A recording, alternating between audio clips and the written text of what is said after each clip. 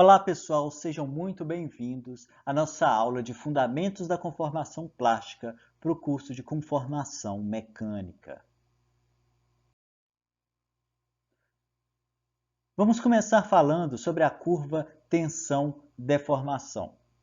A curva tensão-deformação, muitas vezes obtida de um teste de tração, é uma curva onde eu tenho no eixo X um eixo de deformação e no eixo Y um eixo de tensão. Ou seja, à medida que eu aplico uma deformação, eu irei medir qual foi a tensão necessária para essa deformação ocorrer. Observe que esse eixo tem uma unidade de porcentagem, ele pode ser adimensional ou pode ainda aparecer como sendo milímetro por milímetro, o que na prática é adimensional, mas que traz uma informação industrial, que significa que eu dividi uma unidade de milímetros por milímetros. No eixo Y, eu vou ter uma unidade de pressão. Em geral, vai ser MPa para nós que estamos trabalhando com materiais metálicos. Essa curva específica do aço UNS 30-100. Vamos observar agora a curva tensão-deformação sendo obtida diretamente de um ensaio de tração. Observem só. Olha só, uma reta. De repente eu tenho aqui um patamar estático, horizontal. A curva começa a se formar. Ela vai avançando à medida que o meu material vai se deformando, alcança um valor máximo.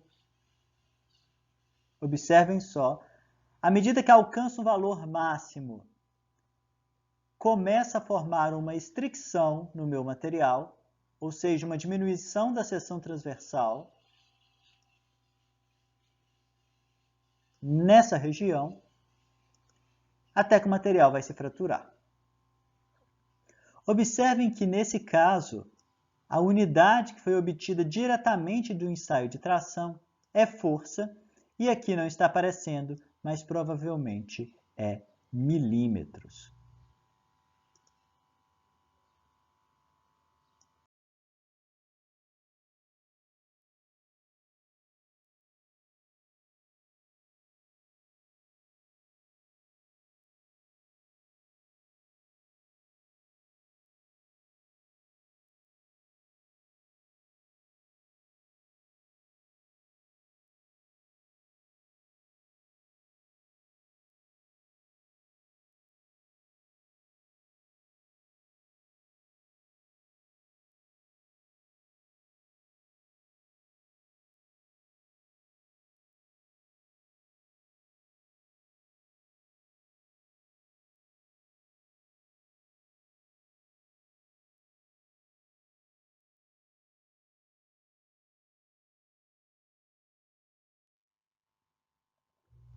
Vamos analisar essa curva com um pouquinho mais de detalhes. Observe que, primeiramente, eu tenho uma reta. Essa reta é uma reta que representa o regime elástico. Ou seja, se eu parasse o meu teste antes de atingir aquele patamar, aqueles risquinhos ali, o meu material voltaria a ter as suas dimensões originais, porque ele está se deformando apenas elasticamente. Nesse ponto, nós temos um patamar, ou seja, à medida que o meu material foi se deformando, olha, não foi necessário um aumento de tensão de fato para que essa deformação ocorresse. Observe só que, para ocorrer essa deformação aqui, nesse ponto, eu tive que aplicar essa força. Para ocorrer a deformação nesse ponto, eu tive que aplicar essa força. Mas para a deformação sair daqui e chegar até aqui, eu não precisei alterar a minha força. Eu tenho um patamar de escoamento. Esse patamar de escoamento ocorre devido ao deslizamento das discordâncias que nós vamos ver em outras aulas. A partir daí, eu tenho uma deformação plástica. Olha só que ela é bem mais curva. E essa região é chamada de região de encruamento uniforme. O que é encruamento? É um aumento da resistência do meu material devido à deformação plástica. Ele atinge um ponto máximo e nesse ponto máximo de força, o meu material começa a formar um pescoço, a estricção. Observe que eu preciso aplicar cada vez mais força para o meu material se deformar. Mas à medida que a seção transversal diminui, eu não preciso de aplicar uma força tão alta. Logo, a máquina começa a aplicar menos força para continuar a deformação, até que o material vai se fraturar. Então, é por isso que eu observo essa queda na força necessária para o material se deformar. Porque à medida que essa estricção se inicia, a área da seção transversal diminui e eu não preciso mais aplicar tanta força. Observe que a máquina de ensaio de tração, a máquina de ensaio universal, ela me dá o resultado em força por milímetro, mas eu quero traçar uma curva tensão-deformação em que o eixo Y tem a unidade de pressão ou de tensão e o eixo X tem a unidade ou seja, uma porcentagem, milímetros por milímetros ou adimensional. Como eu vou construir essa curva? Primeiramente, lá no nosso eixo de tensão, eu vou dividir a carga aplicada, a força aplicada, pela área da seção transversal inicial. Essa área aqui, olha, é a área da seção transversal inicial ou original, aquela que eu medi antes do início do teste. Essa informação aqui ela é extremamente importante para a gente, ok? Então, à medida que a máquina vai me dando os valores de força, eu vou dividindo pela área da seção transversal e uma vez que eu sei que pressão ou tensão é igual a força sobre área, eu vou obter o meu eixo ali em unidade de pressão, Pascal ou megapascal. Anotem essa equação, que essa equação ela é muito importante para a gente. Já o eixo X é um eixo de deformação. Como ele vai ficar adimensional para a gente? Ou como que nós vamos obter a unidade de milímetros por milímetros? Ou até mesmo a porcentagem? Nós vamos calcular a deformação convencional ou deformação de engenharia. Aquela equação passada que nós acabamos de ver é a equação de tensão de engenharia, ou convencional também. E aqui a gente vai calcular a deformação convencional ou a deformação de engenharia. E como que eu calculo ela? Observem só. O comprimento que eu estou medindo em determinado momento, menos o comprimento inicial, dividido pelo comprimento inicial, é igual à minha deformação convencional. Anotem essa equação, ela é extremamente importante. Observe que ela é a equação de deformação de engenharia ou deformação convencional. Como eu medi essa primeira unidade em milímetros, essa segunda unidade em milímetros, eu posso escrever milímetro por milímetro. Se eu multiplicar isso por 100, eu vou obter o meu resultado em porcentagem. Vamos voltar para analisar aquela curva tensão-deformação obtida diretamente do ensaio de tração. Aquela curva não é tensão-deformação, né? Ela é força, só que ela tem um formato que é idêntico ao de tensão-deformação. Então vamos imaginar que aqui seja uma tensão Pascal para a gente. Porque ela tem exatamente o mesmo formato. Observando essa curva, a gente poderia imaginar que a partir de um determinado momento, a tensão necessária para deformar um material, ela cairia. Mas isso não é verdade. Por que isso não é verdade?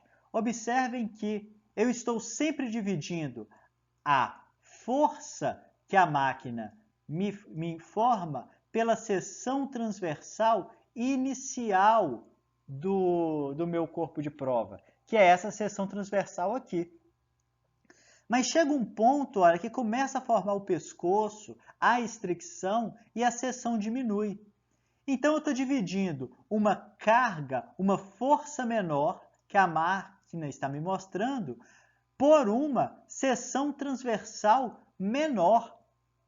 Isso na realidade. A força está sendo aplicada numa seção transversal menor, mas o cálculo que eu faço, como eu vi agora há pouco, lá na equação de deformação de engenharia convencional, continua dividindo a minha tensão pela seção transversal inicial. Então, na realidade, a curva tensão-deformação de engenharia ela tem essa queda, mas existe uma curva tensão-deformação real que mostra que a tensão nunca cai, a tensão sempre sobe.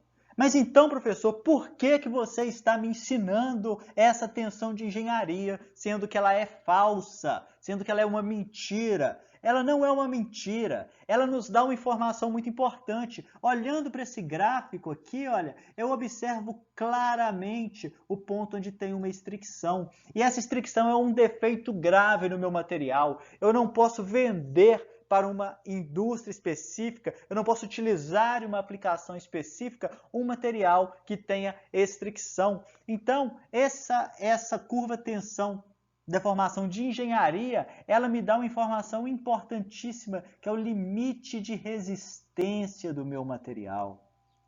O que eu não consigo ver de maneira clara na curva tensão deformação real. Então, por isso que a gente aprende a montar, a desenhar a curva tensão-deformação de engenharia.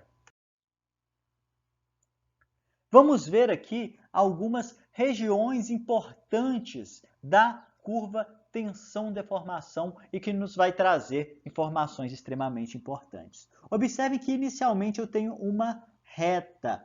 Essa reta representa o limite, o regime elástico do meu material. Nessa região, o meu material está se comportando elasticamente, ele não tem uma deformação plástica. A partir desse momento, eu tenho o patamar de escoamento, ou a região de deslizamento das discordâncias. Ela ocorre, de fato, devido à facilidade no deslizamento da grande quantidade de discordâncias que eu tenho inicialmente no meu material. A partir desse ponto, eu já tenho deformação plástica.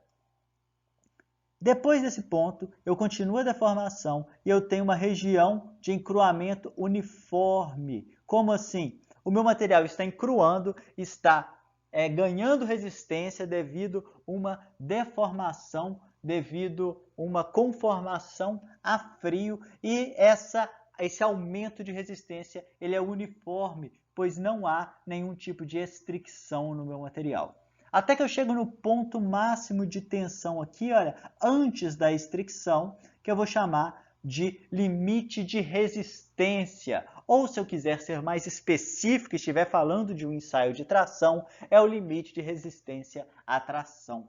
A partir desse ponto, o meu material continua a se deformar plasticamente em um regime a frio. Então ele continua se encroando, mas agora ele não se encrua mais uniformemente. Então eu tenho uma região de encruamento não uniforme, até chegar no ponto final, onde eu tenho o meu limite de ruptura.